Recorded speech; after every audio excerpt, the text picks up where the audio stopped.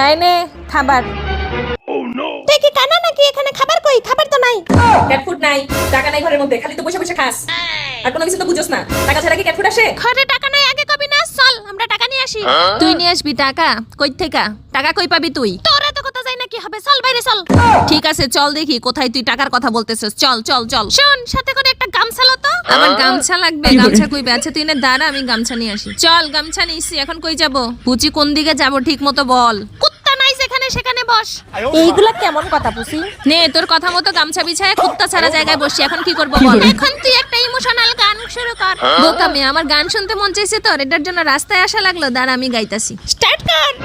আমার ভাগ্য বড় আজব কারিগর, ও আমার ভাগ্য বড় আজব কারিগর, আমাকে শূন্য করে দিয়ে গেছে এই সংসারে ঘর। হইছে থাম থাম, এবার দেখ তোর টাকা ম্যানেজ হয়ে গেছে। কি কাজ পুষি? আমার টাকা ম্যানেজ হয়ে গেছে।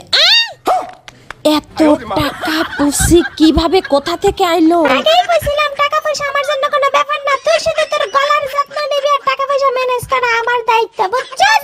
এখন থেকে প্রতিদিন বাসার মধ্যে সঙ্গীত চর্চা করবি, বেডে বিয়ার দর। চল ক্যাট ফুড কিনতে যাই, চল চল চল। सारी उम्र मैं